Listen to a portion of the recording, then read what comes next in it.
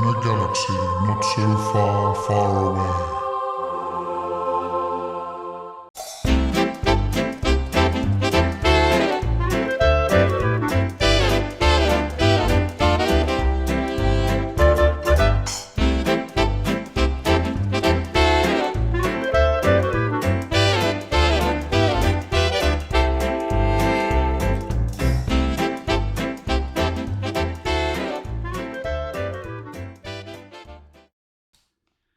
Hi everybody, welcome back to another video. This is just going to be a video about the processing that I did on an area or some areas of nebulosity in the Large Magellanic Cloud, or the LMC.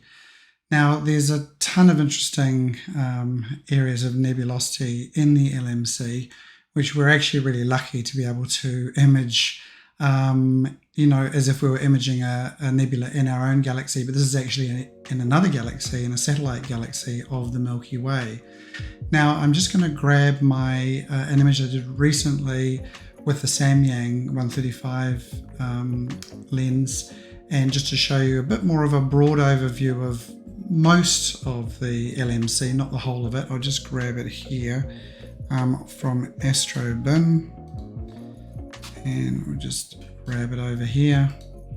And so this is a shot. I mean, the most well-known area in this is the Tarantula Nebula, which tends to get all the attention, to be honest, but there are a ton of other areas in here that are really, justify images of their own. Now, if I just put my mouse over here, because this has the advanced plate solving, you can see this gets pretty busy. There's a lot of objects in here with NGC designations, but I'm just going to click in here just to zoom in a bit, and I'll have my mouse off here. So you can see that there is the Tarantula Nebula, as I said, the area that gets all the attention, but there's all these other little areas which, if you actually can get enough focal length to image those alone, have some fascinating detail and colors, etc. Now, this video is actually looking at an area here, and that involves the Dragon's Head Nebula. My understanding, although it's hard to sort of get an appreciation on it from this image, my understanding is it more traditionally looks like the kind of dragon's head you might see in a sort of Chinese parade, the Chinese type dragons, as opposed to sort of traditional dragon that you might expect to see in Game of Thrones, for example. Another notable area in this image is what's called the Cosmic Reef, named after a Hubble image, because I felt that it looks like sort of the reef of an ocean, and with the structure and the colors, etc. And then just some nearby other areas of nebulosity are included in my field of view as well. If I just bring my mouse over here, you can see a lot of NGC targets here, some nebulous, some star clusters, etc, etc. So lots going on here and lots to image if you have the focal length. Okay, so if we jump into Pixinsight, and I might actually just remove myself from the screen here, because you don't need to be looking at me. I'll show you what I captured. So this is some dynamic background extraction has been done. This is a stack of HA. This was just over 8 hours. It was like 8 hours and 40 minutes, I think. And I'll just step forward, and that's Blur Exterminator done. If we look at the S2, this was, I think, about over 10 hours worth, actually. And the reason why I did a bit of extra S2 was because I noticed that there was quite a bit of background wispy nebulosity, which you can see in the HA, but it seemed a little bit more prominent in the S2, and there were some slight differences. As you can see, the structure of the nebula here and here between the S2 and the HA. And if I just put this one forward again, that's with Blur Exterminator. And then with the O3, again, plenty of signal on here. This one was just over 9 hours. And again, we'll just go forward here, and here is Blur Exterminator done. This is Blur Exterminator before the new version, by the way. Now, I did sort of two versions of this as I processed it. So what I did was I did a channel combination here, like a traditional SHO combination. So you can see I've put the sulfur 2 into the red channel, the hydrogen alpha into the green, and the oxygen 3 into the blue. And if we just do this and I pull up the screen transfer, if I do a link stretch, it looks like that, which is obviously very, very green. If I do an unlinked stretch, I end up with what looks like a sort of more traditional SHO look that then needs to be processed further. So for this version, what I did very simply was I just grabbed the histogram transformation tool and I just dragged that little corner onto the bottom line here and dragged that corner onto the image, and now it's double stretched. So I just take away one of those stretches and it's a bit quick on that one, and now we have a stretched image looking very similar to the unstretched version, but looking, you know, how I wanted it with these sort of colors, etc. And so that was basically, we'll just remove that now. That was basically what I did when I had this version here, and I then went forward and processed this further, which I'll show you in a minute. Then I went ahead and did another version, and I'll show you here. So this is with the linked stretch, as I showed you here. Just click on that, link stretch, and obviously very, very green. And so instead of using the screen transfer stretch, what I did was I just removed that away. I then started to do a manual stretch with the histogram transformation tool. And if we just step forward here, I actually did take away the stars, forgot about that. And then we'll just do a bit of histogram transformation. Now it's obviously very, very bright. I'll just pull that back to show what it was like with the first little stretch. And I'll also tick this so you can see what is happening with the channels here. So you can see if I just go back one more here, you can see everything's right down near the black point, because obviously everything's quite black. And if we just come forward with the first little stretch where some details are starting to come out, you can start to see that these channels are appearing, but they're just separated. And if I pull them out even further, now they're quite separated, and because the green is right up here, you can see there's quite a green hue in the background. So the next thing I did, if I step forward, was to pull the green back and make it line up with the blue channel. And we have a bit of a variation in the color there, you see from there to there. Then the next thing I did was to bring the red channel in line with the other two, and then it was this look. And then it was a matter of going through and doing a few more stretches and just adjusting things to the so the black point was how I wanted it. And I kind of quite liked this. I got a much more fiery sort of red look to the area of nebulosity imaged here. So I kind of liked both. Just a few more adjustments here. I think a little bit there as well. And then I just changed the image identifier on that, and then stepped forward and did a bit more work on it using curves with the curves transformation tool here. You can see that there. Then I did some HDR multi-scale transformation here, just to sort of, you can see, just sort of give a bit more contrast and sharpening up some of these areas here. If I just step back here and step forward, you can see what that's done to those areas. And then some local histogram, oops, let me step back a bit, some local histogram equalization there. Then did a bit of sharpening with the unsharp mask here.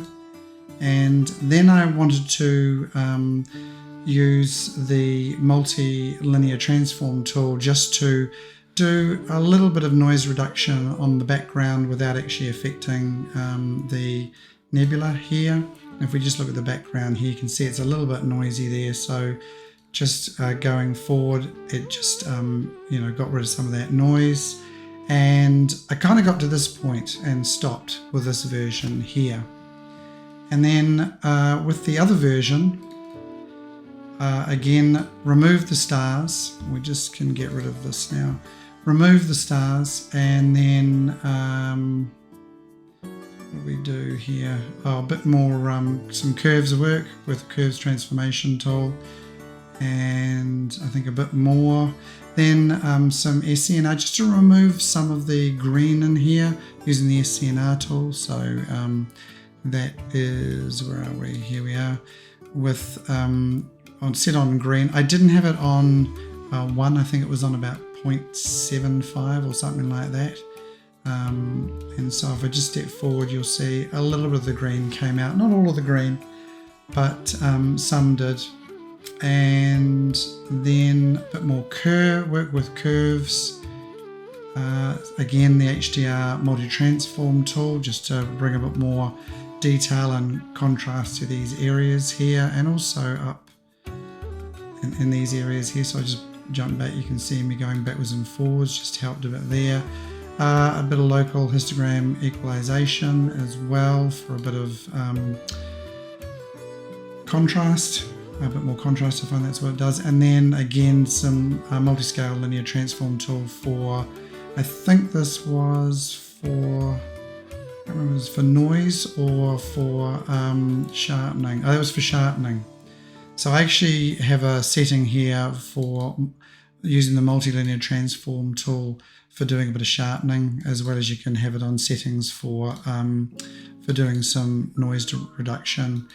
So that was for a bit more sharpening. And on this one, then I switched it over, and I think this was to do some noise reduction. You can see there's a bit of noise went reduced in the background, and I think a little bit more. So this is where I stopped on this one. So look, I ended up with these two versions, and I liked this. I liked some of the colors in here, the sort of slightly more green and yellow look with some blues and a little hint of the purple. But I also like this one with a fiery red look to it. And I was sort of thinking, how can I get the best of both worlds for this image? So what I ended up doing was taking these two and putting them into Photoshop. So if I just open up Photoshop, so I opened one of them here, which is the sort of more greeny yellow one with a bit of blue, and this one here, which is the very fiery red version. And so what I ended up doing was I took a copy of this layer, and I popped it on top of this with a 22% opacity, and it sort of came up with a pleasing result, I thought. Not quite so overall red, and it just sort of brought out some of the other colors, I thought, a little bit in the image, and used this as one version. And then when it came to this version, I ended up copying the sort of background here, this much more fiery red version, and copied that on top of here, and did a 32% opacity, and just to bring in a little bit of extra sort of slightly redder look to some areas. And again, I quite like this, and did a little bit more work with the camera raw filter, and sort of got to this point with these two versions. Still couldn't decide, sorry, this one here, got to click on that.